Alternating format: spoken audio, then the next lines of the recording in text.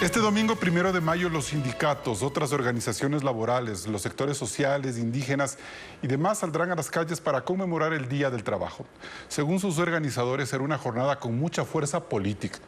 Primero porque la mayoría de las restricciones por la pandemia en los 2 años anteriores hoy ya no está vigente. Además, se ha dicho que este será un espacio en el cual el gobierno del presidente Lasso medirá el nivel de descontento de aceptación ciudadana por sus políticas sociales, económicas y productivas.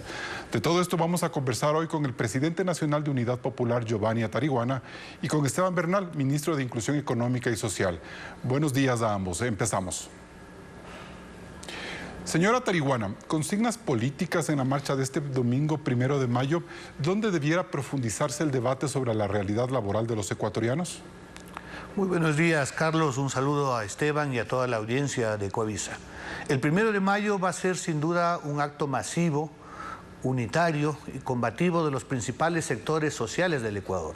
Los trabajadores, los maestros, los campesinos, pero en general los descontentos de este país, que son millones, tienen la oportunidad de expresar a viva voz, de pie, su insatisfacción luego de un año de gobierno. Un gobierno que se ha mostrado incapaz de resolver los problemas de la población, un gobierno que incumple sus promesas de campaña y un gobierno cuya política económica es profundamente neoliberal y antipopular y que empobrece a los sectores sociales. Por supuesto, será una posición política donde el pueblo, en democracia, se exprese de manera masiva.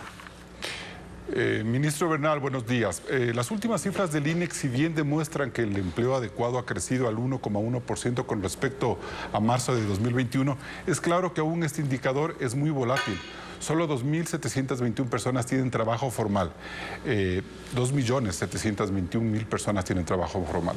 El subempleo y el desempleo tienen un ligero incremento. Ministro, ¿cómo tomar estas declaraciones del presidente Lasso del martes pasado? Escuchemos. Por economía está bien.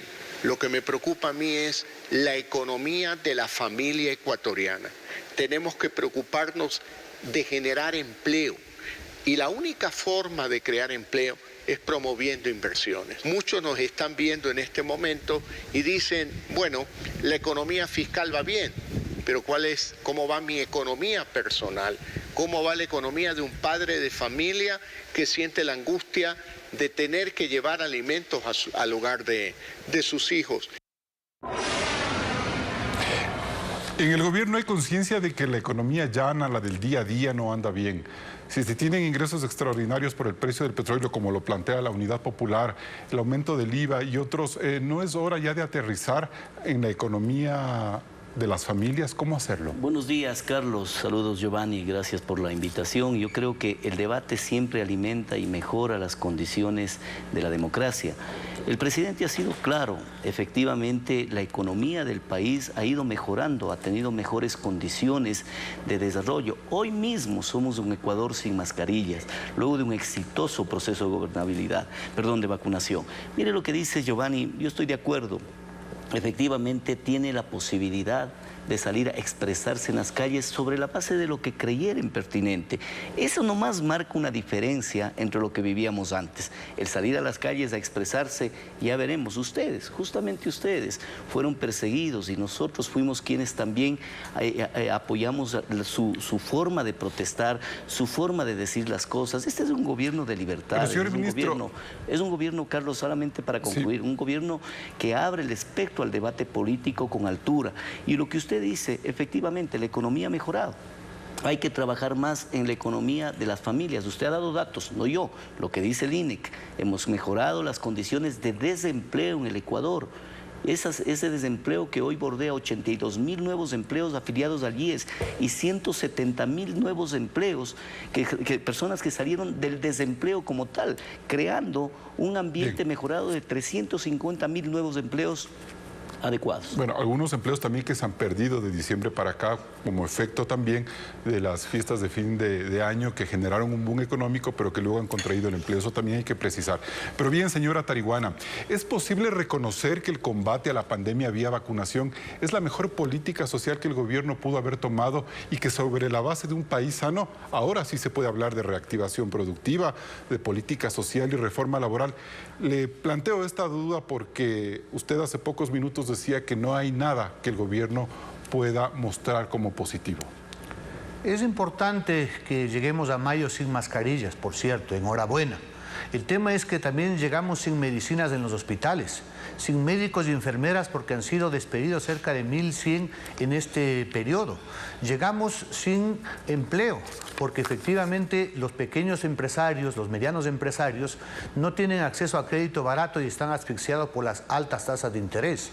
Llegamos sin empleo porque el gobierno no invierte en obra social, apenas ha invertido en este trimestre 60 millones de dólares.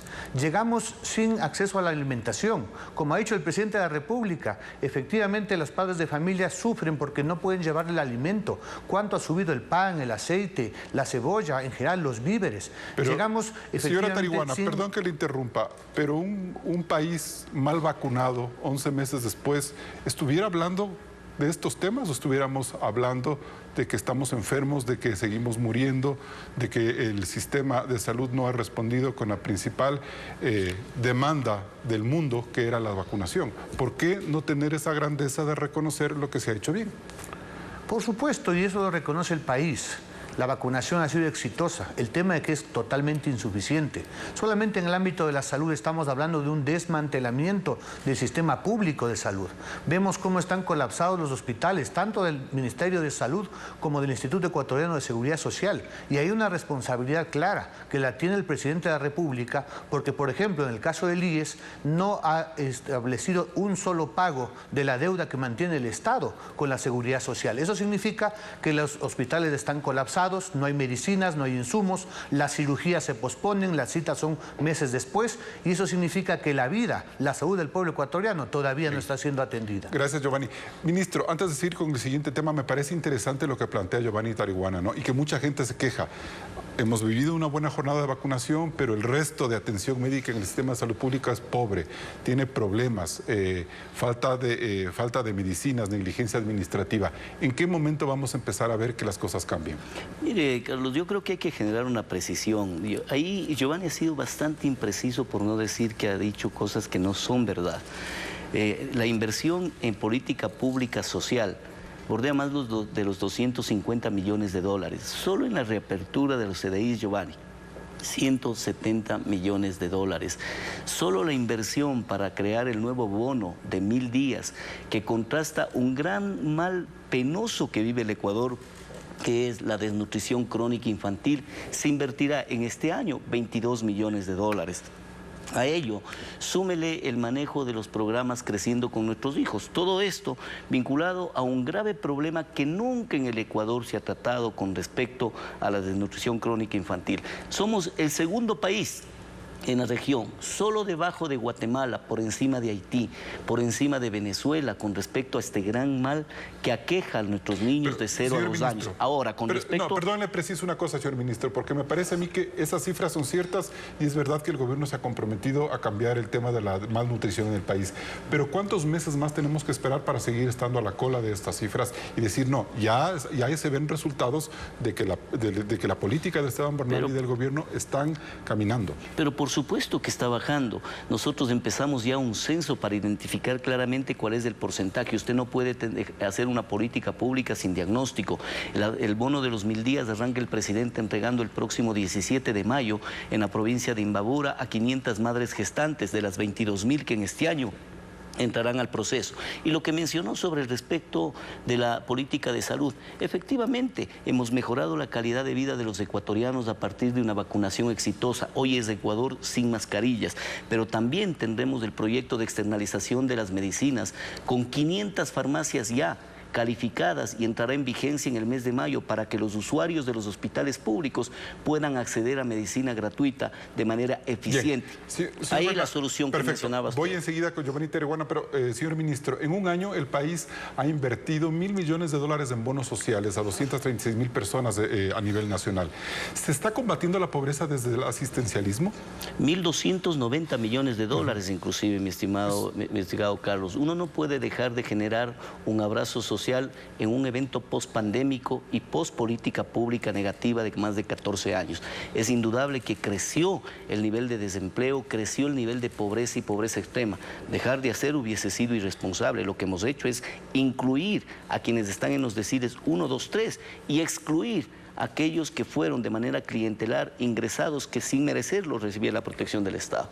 Pero eso se está depurando porque tampoco sería justo que 4 años después terminemos con una carga impositiva de bonos terriblemente grande y que no sepamos a ciencia cierta quiénes se merecen y quiénes no, señor ministro. Es lo que le acabo de mencionar, Carlos. Nosotros hemos hecho una inclusión promedio de 170.000 nuevos núcleos familiares y sí se ha excluido alrededor de 100.000 nuevos núcleos familiares que no merecieron estar dentro del proceso.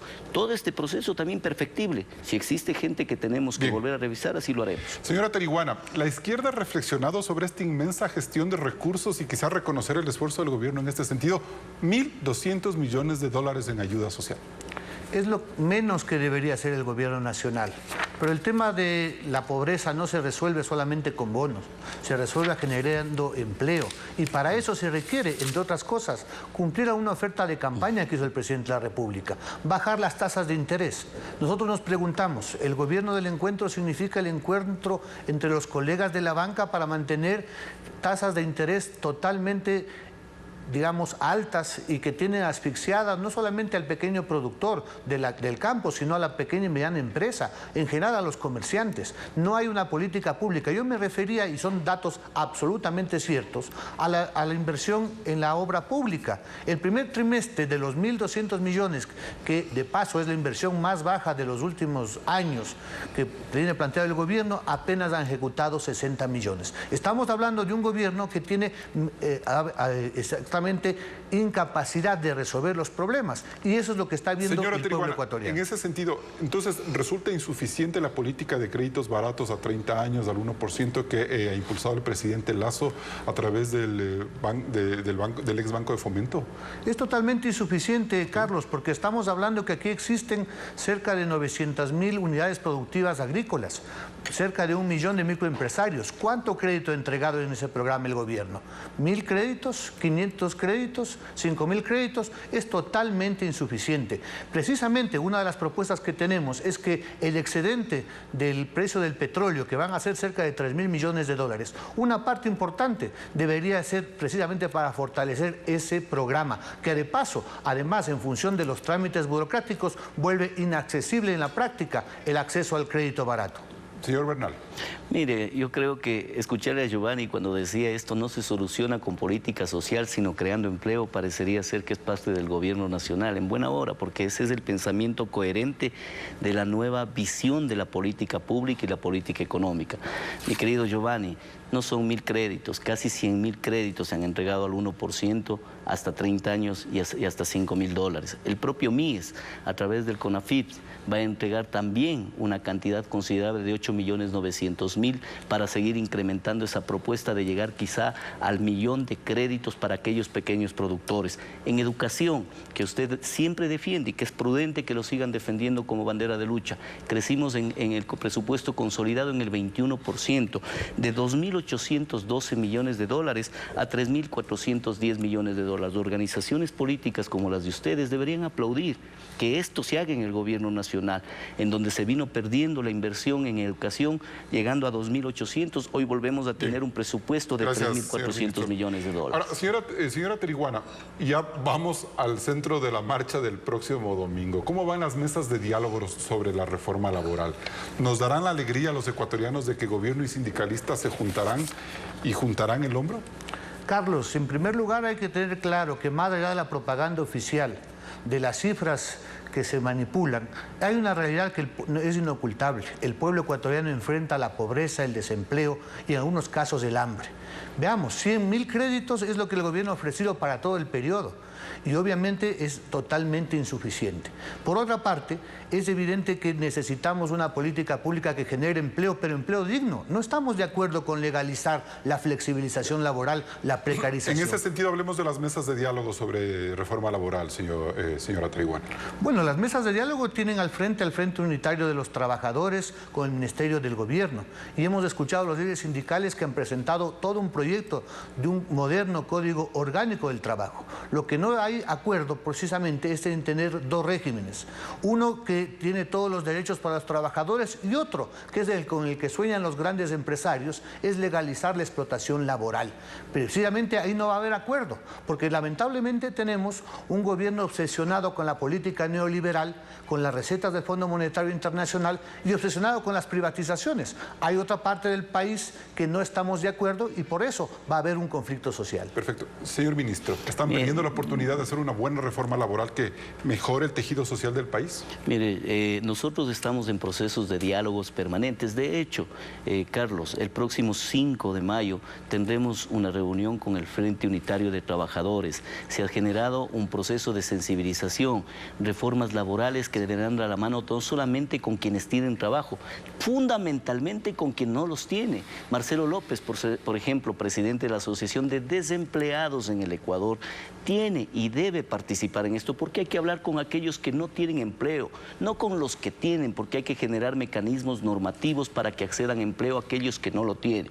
Y Giovanni, una precisión nuevamente, no 100.000 en el periodo, 1 millón le había mencionado, 100.000 a la fecha, no es los 1.000 que usted dice, 100.000 a la fecha, créditos del 1% y hasta 30 años plazo. Giovanni Tarihuana, ¿la marcha del domingo será una marcha que tenga como fin la desestabilización del gobierno nacional?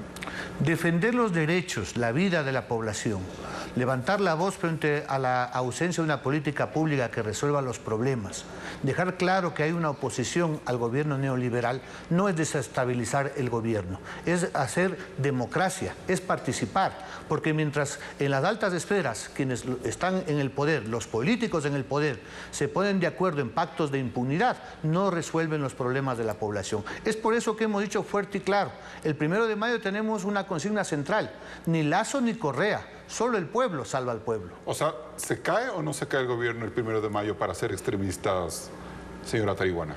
Yo creo que el gobierno no va a caer el 1 de mayo, pero si el gobierno insiste en tener una política de oídos sordos, no dar respuestas y seguir a pie juntillas las políticas del Fondo Monetario Internacional, el pueblo tiene la oportunidad de pedir cambio de política y en democracia hay distintas alternativas. Por supuesto, una muerte cruzada, un adelanto de las elecciones, la revocatoria del mandato, bien, pero necesitamos efectivamente soluciones. Giovanni. Señor Bernal. Bueno, yo creo que ustedes tienen todas las garantías necesarias del gobierno nacional. No soy un vocero oficial del Ministerio de Gobierno, pero entiendo la política pública de nosotros de mejorar la condición de libertad de expresión. Ustedes fueron perseguidos por los gobiernos anteriores y nosotros fuimos los que apoyamos para que aquello no se dé. Ustedes apoyaron a Correa, no nosotros. Usted votó por Correa, yo no.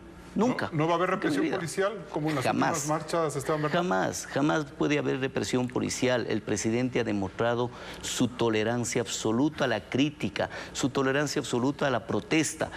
Pero eso sí, respetando la democracia, respetando la estabilidad democrática, respetando el Estado de Derecho. Todos tenemos derechos, pero también tenemos obligaciones y responsabilidades. Y queríamos agradecer con la altura con la que Giovanni Tarihuana y Esteban Bernal han debatido este viernes en Contacto Directo. Muchas gracias a ambos.